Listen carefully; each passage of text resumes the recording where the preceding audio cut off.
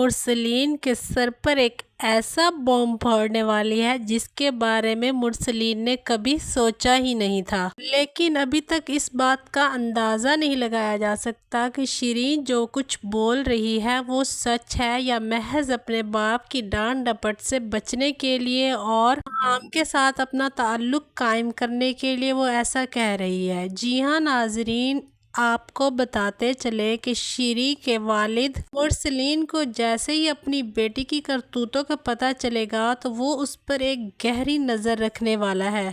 وہ مرسلین جو دوسروں کی بیٹیوں پر کیچڑ اچھالا کرتا تھا، آج اس کی اپنی بیٹی کا دامن داغدار ہے تو اس پر مرسلین اب خاموش ہے۔ اس کے پاس کہنے کے لیے کوئی الفاظ ہی نہیں ہے کہ وہ کن الفاظ سے اپنی بیٹی کو روکے یا سمجھائے۔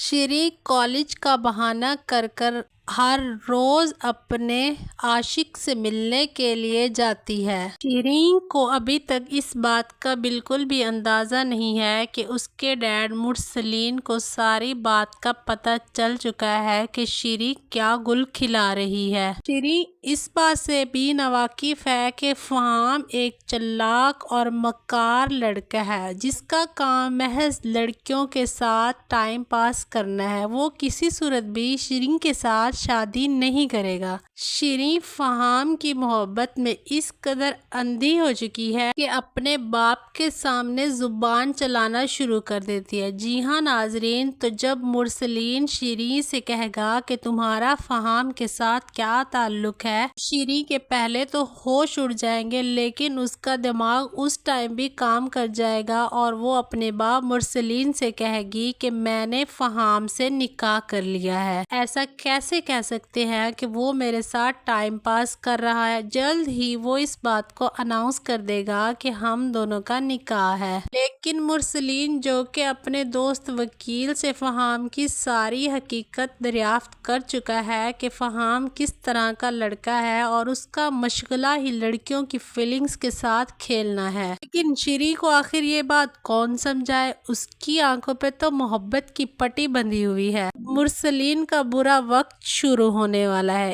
ایک طرف تو اس کا بیٹا شایان اس کے قابو سے باہر ہے اور اب اس کی بیٹی شیریں بھی نیا گل کھلا رہی ہے۔ دوسری جانب مرسلین نے شازیہ کے ساتھ مل کر ایک نئی چال چلی اور انس سے فیکٹری کے سارے کاغذات پر سائن کروا لیے اور ساری جائیداد اپنے نام کروا لی، لیکن اس سے بھی اس کا دل بھرنے والا نہیں ہے۔ آخر ان کی لالچ بڑھتی جا رہی ہے۔ شازیہ اس بات پر بھی خوش نہیں ہے کہ فیکٹری کے سارا حصہ ان کے پاس آ چکا ہے، اس کو تو بس گھر کی پڑی ہوئی ہے۔ انس کے دادا اور انسا کے بار بار منع کرنے کے باوجود بھی انس جب اپنے تایا مرسلین کو دیکھتا ہے کہ انہوں نے اپنے سر پر گن تان لی ہے اور خود کو وہ مار ڈالیں گے تو وہ بلا جھجک ہر ایک پیپر پہ سائن کر دیتا ہے اور اپنا سارا حصہ فیکٹری کا مرسلین کے نام کر دیتا ہے۔ مرسلین جب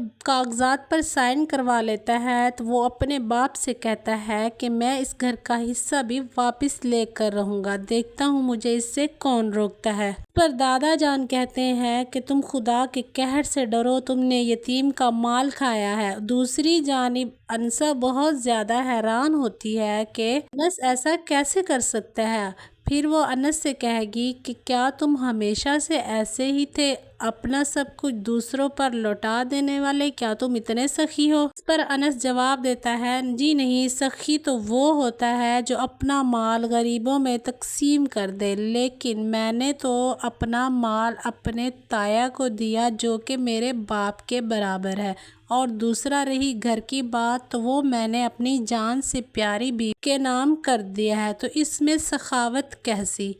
یہاں انسا کو ایک شرارت سوچتی ہے۔ وہ انس سے کہتی ہے کہ اچھا، اگر تم نے گھر میرے نام کر دیا ہے تو میں تمہیں گھر سے نکال بھی سکتی ہوں، تو چلو نکلو میرے گھر سے۔ انس فوراً سے کھڑا ہوتا ہے اور کمرے سے باہر جانے لگتا ہے۔ اس پر انسا کہتی ہے، ارے رکو، میں تو مذاق کر رہی تھی۔ اس پر انس جواب دے گا کہ میں کون سا سچ مچ کا جا رہا تھا، میں بھی مذاق کر رہا تھا۔ دوسری جانب انس کا دوست ارسلان اس کو فون کر کے کہتا ہے کہ آپ لوگ اب یونیورسٹی کیوں نہیں آ رہے رہے۔ اس پر انس جواب دیتا ہے کہ ہم جلد یونیورسٹی آئیں گے۔ دوسری جانب مرسلین جب اپنے وکیل دوست کے ساتھ بیٹھ کر پلاننگ کر رہا ہوگا کہ وہ کس طرح گھر کا حصہ بھی دوبارہ اپنے نام کروا لے، تو وہاں پر شیریں اپنے بوائے فرینڈ فہام کے ساتھ اسی ریسٹورنٹ میں پاس والی ٹیبل پر آ کر بیٹھ جائے گی۔ شیریں اس بات سے ناواقف ہوتی ہے کہ اس کا ڈیڈ بھی وہیں بیٹھا ہے۔ مرسلین اپنے دوست کے ساتھ باتوں میں مشغول ہوتا ہے کہ اچانک سے اس کی نظر اپنی بیٹی پر پڑتی ہے، جس کے بارے میں اس کا دوست ابھی بات ہی کر رہا ہوتا ہے کہ یہ فہام نامی گرامی آدمی ہے جس کا مشغلہ لڑکیوں کے ساتھ کھیلنا ہے۔ ہر روز ایک نئی گرل فرینڈ لیے پھرتا ہے لیکن نکاح کسی کے ساتھ بھی نہیں کرتا۔ مرسلین بڑا اترا کر کہتا ہے